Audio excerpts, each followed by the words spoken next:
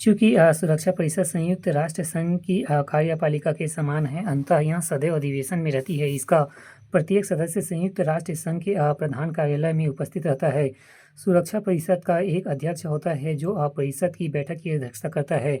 सभी सदस्य बारी-बारी से एक-एक महीने के लिए अपने देश के नाम के वर्ण अक्षर के क्रम में अध्यक्षता ग्रहण करते हैं। सुरक्षा परिषद में समस्याएँ।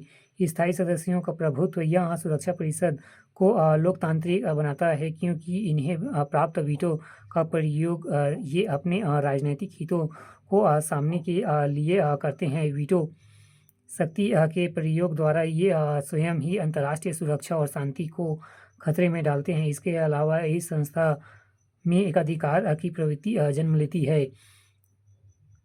निर्णयन में अपारदर्शिता का अभाव। अधिकांश निर्णयों में स्थायी सदस्य गुप्त विचार विमर्श के द्वारा अंतिम निर्णय लेते हैं और मतदान की औपचारिकता को पूरा करते हैं। हालांकि 1994 के बाद अस्थायी सदस्यों की राय ली जा रही है, लेकिन फिर भी महत्वपूर्ण निर्णयों में स्थायी सदस्यों का एकाधिकार साफ दिखाई देता है।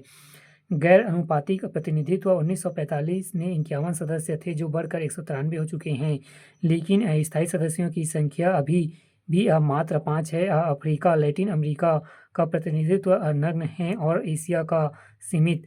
वैश्विक शांति और स्थिरता को सुनिश्चित करने में असफल। सुरक्षा परिषद अपने केंद्रीय भूमिका में असफल नजर आती है। यह आक्रामक देशों के विरुद्ध कार्यवाही को लेकर पक्षपातपूर्ण दिखाई है। स्थायी सदस्य जैसे कि अमेरिका, रूस, चीन स्वयं विस्तारवादी और आक्रामक रवैये दर्शाते हुए संयुक्त राष्ट्र के सिद्धांतों को चुनौती देते नजर आते हैं। सुरक्षा परिषद सुधार में असहयोग। स्थायी देशों द्वारा सुधारों को निरंतर टाला जाता है ताकि उनका प्रभुत्व बना रहे। सुरक्षा परिषद में सुधार के प्रस्ताव एवं प्रयास। कोनी अन्य प्रस्ताव 2005 में प्रस्तुत इस प्रस्ताव में सदस्यों की संख्या 15 से बढ़कर 24 करने का सुझाव दिया गया। स्थायी सदस्यों में वृद्धि नहीं होगी। 8 नए अर्ध-स्थायी सदस्य होंगे जो 4 वर्षों के लिए चुने जाएंगे। एक अस्थायी सदस्य होगा जिसका कार्यकाल 2 वर्ष होगा। G4 प्रस्ताव। यह प्रस्ताव भारत, ब्राज़ील, जर्मन और जापान द्वारा लाया गया, जिसके सह प्रस्तावकों में सभी महाद्वीपों के 20 से अधिक देश शामिल थे। इसके अंतर्गत प्रस्ताव है कि कुल सदस्य संख्या 15 से 25 की जानी चाहिए। 6 नए स्थायी सदस्य बिना वीटो के जोड़े जाने चाहिए, जिसमें G4 के अलावा 2 देश अफ्रीका महाद्वीप हो सकते हैं। 4 नए अस्थायी सदस्यों को जोड़ा जाना चाहिए। सदस्यों को चुनते समय महाद्वीपीय प्रतिनिधित्व का ध्यान रखना चाहिए। कॉफ़ी क्लब प्रस्ताव। कॉफ़ी क्लब उन देशों के समूह को कहते हैं जिन्होंने G4 के प्रस्ताव का विरोध किया है।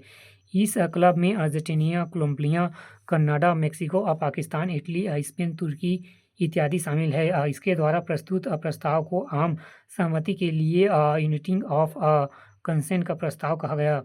इसके अंतर्गत कुल सदस्य संख्या 25 होनी चाहिए, जिसमें 15 मतों से निर्णय लिए गए हों। स्थायी सदस्यों की संख्या में कोई परिवर्तन नहीं होना चाहिए। 10 नए अर्ध-स्थायी सदस्यों को बढ़ा दिया जाना चाहिए जो वीटो शक्ति के हो। सदस्यों को चुनते समय महाद्वीपीय प्रतिनिधित्व का ध्यान रखा जाना चाहिए। अफ्रीकन यूनियन का प्रस्ताव। इसके अनुसार कुल सदस्य संख्या 26 होनी चाहिए।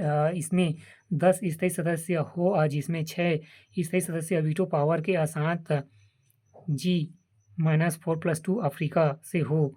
5 अस्थायी सदस्य हो।